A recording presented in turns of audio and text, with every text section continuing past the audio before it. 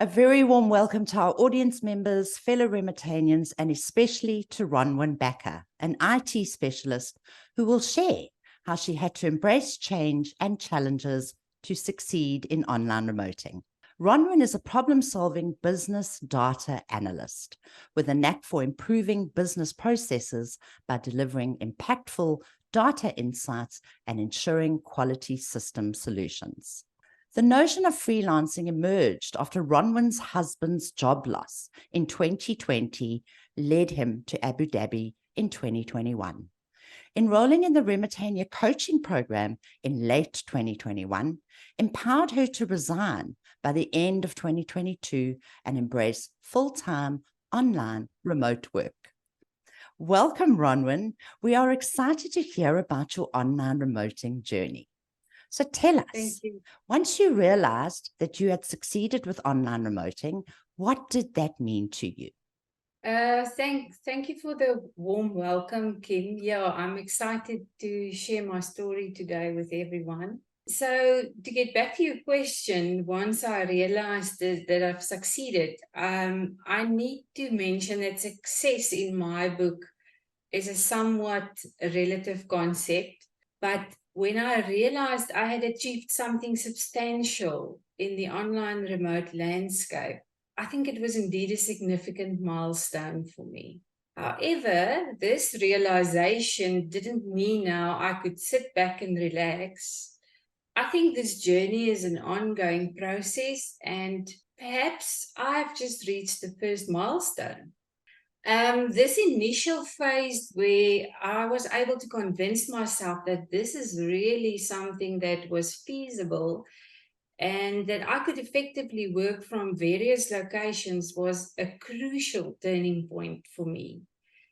But now I find myself at a stage where I need to prioritize building a stronger network and elevating this remote work experience. I think success in the online remote work is not a destination. I think it's an ongoing evolution. But I'm really genuinely excited about embracing the challenges that is still ahead. What do you find challenging about working remotely online, and how do you overcome those challenges? Yeah, well, Kim, I've been working from home or remotely since 2019. It's been a while. But let me tell you, I think I've experienced all the ups and downs that comes with remote work. I think one of the biggest challenges that I face is when I work on those projects that don't require a lot of interaction. And in the IT industry, you do get some of them. I think I really start to feel I need to reach out and it affects my productivity. But how do I deal with it? I think I've learned to check in with myself. And when I have those days where getting started feels like pulling teeth, I try to give myself a break and I try not to beat myself up over it. And also now with working remotely and predicting my hours, I've made it a daily routine to go for a morning walk with a friend, which to me is it's a game changer for kickstarting my day. And then I've realized I had to, being honest with the people around me also helps me a lot. I mean, they can be great at calibrating and might even suggest or nudge, I think it's time for you to have a change in scenery. And I think I've always said it's important to take care of yourself. I mean, dressing properly and not letting yourself get run down just because you are at home. I think those small things matters a lot. And then lastly, I've learned to take off time when friends invite me. It's so easy to sit back and to say, oh, I've got too much work, or I can bill another hour. I think you do need to try and balance and not to prevent you not burning out. So how did you have to change your mindset to work online? Yeah, well, Kim, transitioning to online remote work indeed required a significant change in my mindset. I mean, after spending most of my career in a traditional corporate environment, I needed to change my perspective, particularly regarding myself and my skills. I think first and foremost, I had to cultivate self-belief. I mean, in a corporate world, many times your role and the value are defined by the organization that you work for. However, in the online landscape, I needed to redefine my self-perception, and I had to recognize the value that I could independently bring to the table. This meant I had to embrace my abilities. I had to start trusting in my expertise and having the confidence in the capacity to thrive in an online work. But more than that, I had to adopt a proactive mindset. Unlike a corporate structure where your tasks and responsibilities are often assigned to you, even though you can be innovative in providing a solution, it's still assigned to you. But I had to take the initiative by actively seeking out projects and collaborations and connections. And I think this shift from passive to proactive, I think it was vital for the success that I've reached in the online work landscape.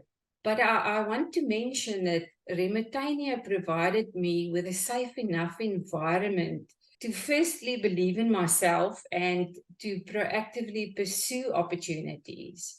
But I had to actively engage to experience that personal growth. It took you a while before you really started to move forward with online remoting.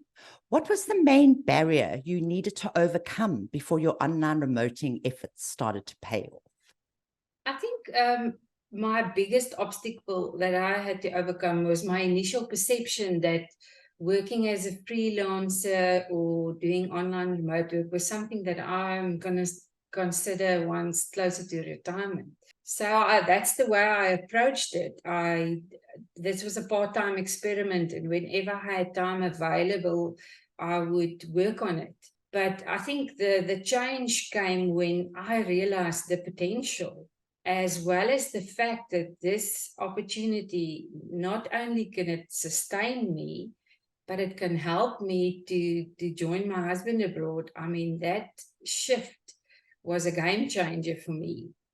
And like I've mentioned before, changed from having a passive and a probing mindset to a more determined and focused mindset. That meant I actively had to look for opportunities. I had to hone my skills, and I had to prove that this was sustainable.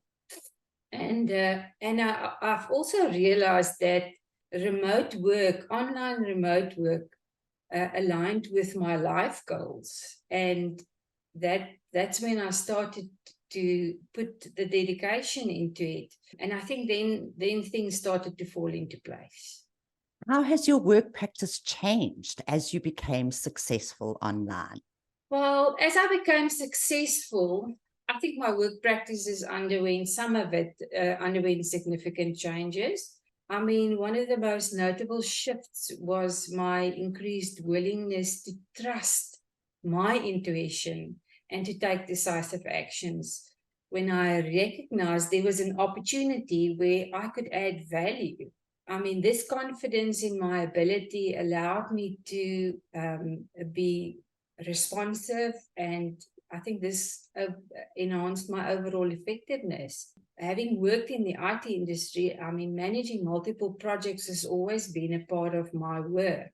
But I think this aspect became even more crucial in the online remote landscape. I mean, effective project management hinges on clear and open communication. I mean, we all do partly project management with all the clients that we have. And I think I realized that clients and collaborators really appreciate knowing that their concerns and needs are being addressed promptly and effectively. Therefore, I placed a lot of emphasis on maintaining excellent communication practices.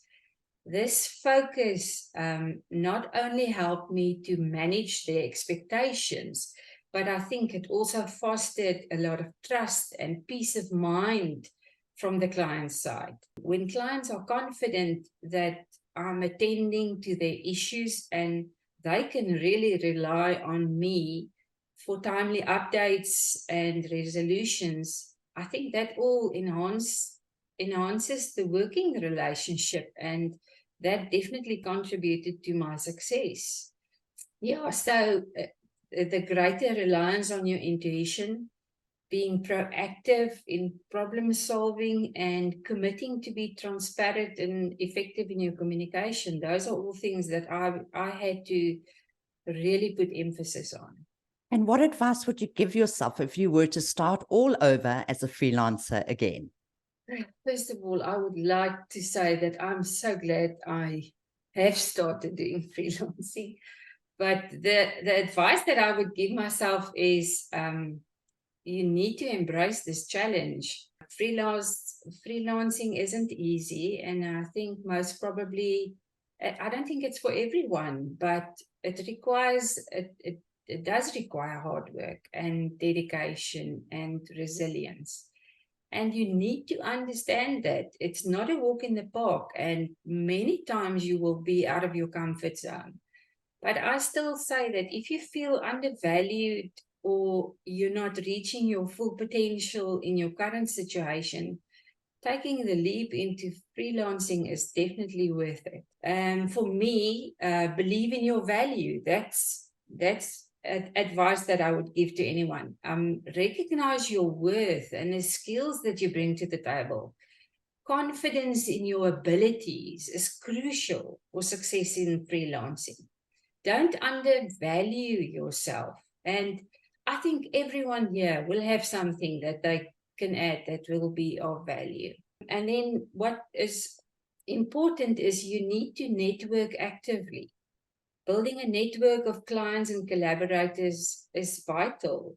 You need to seek out opportunities. You need to attend the Remotania sessions, and you need to engage with online communities related to your field. It can open doors for new projects and opportunities that you would not have been aware of.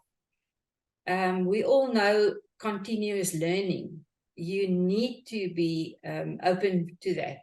It's constantly evolving.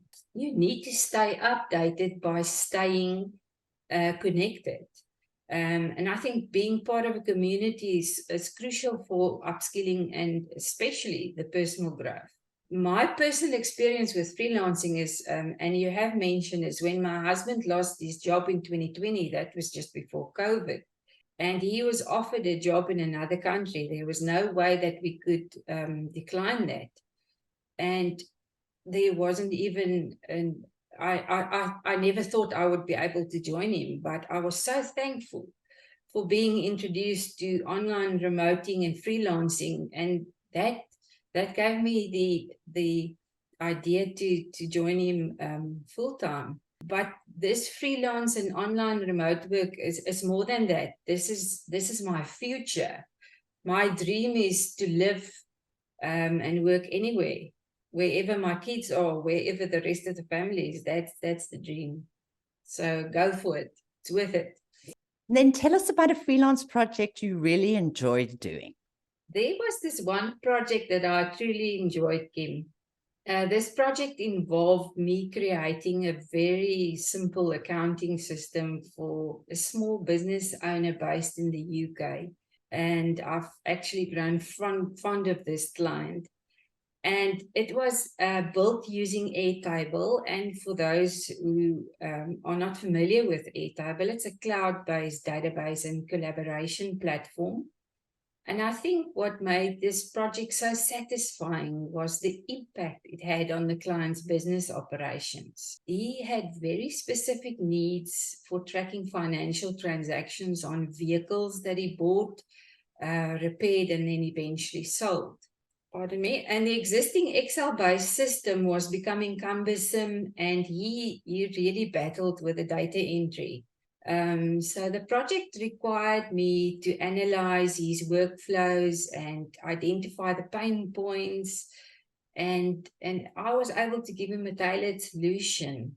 It was like solving a puzzle. And also, I love working with Airtable. It allowed me to create user-friendly interfaces and automation of some workflows.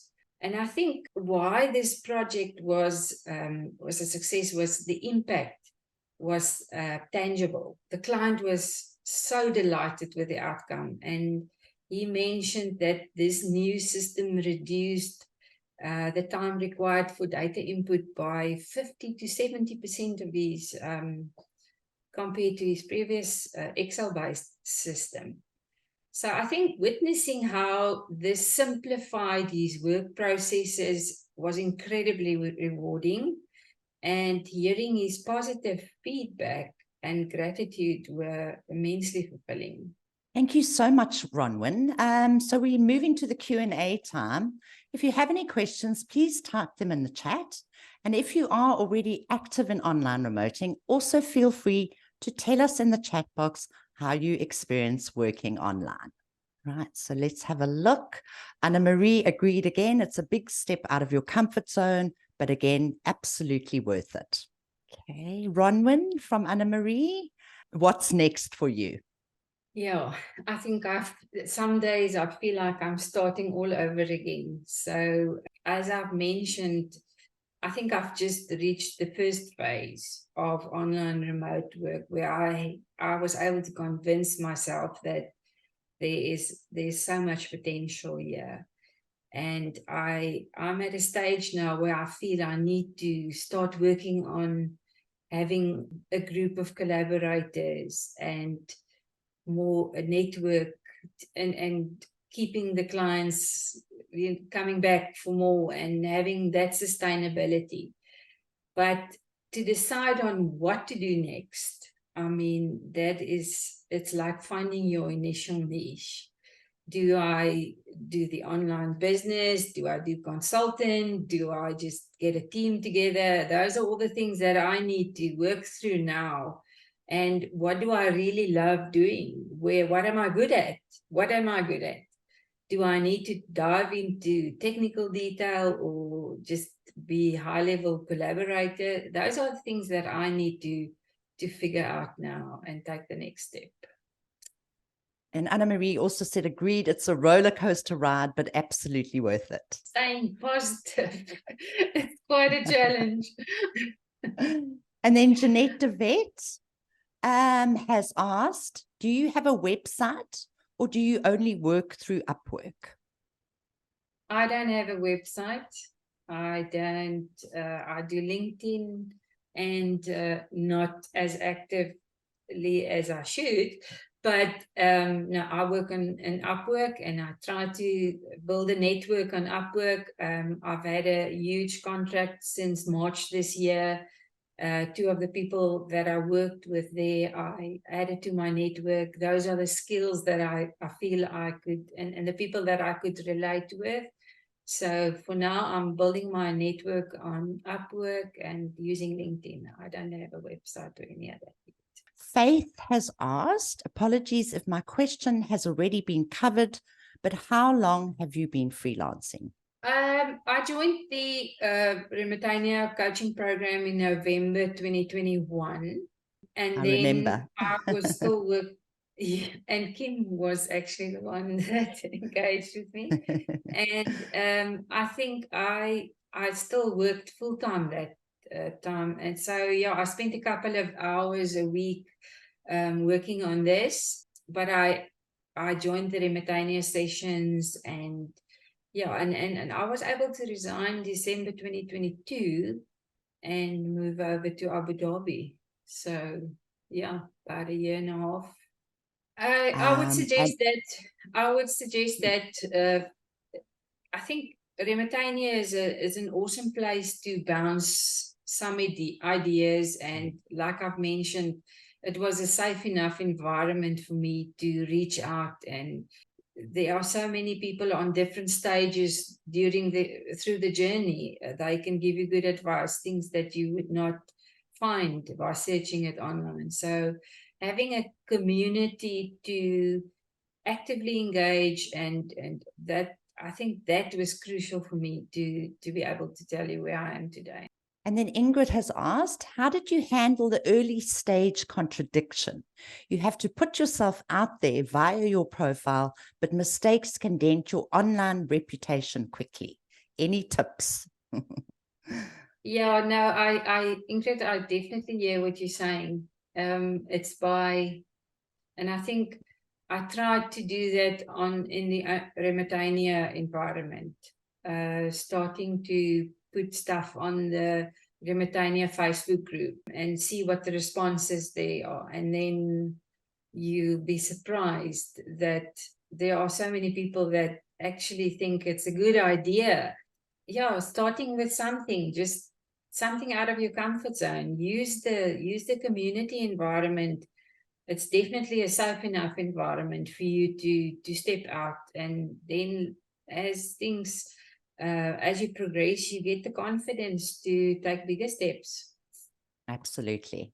Thank you so much, Ronwin. I don't know if there are any more questions. Anybody else has got any questions? If you wonder how you can make use of Remotania to help you succeed online, there is a link in the chat box that you can click on to engage with Remotania in a way that is relevant to you.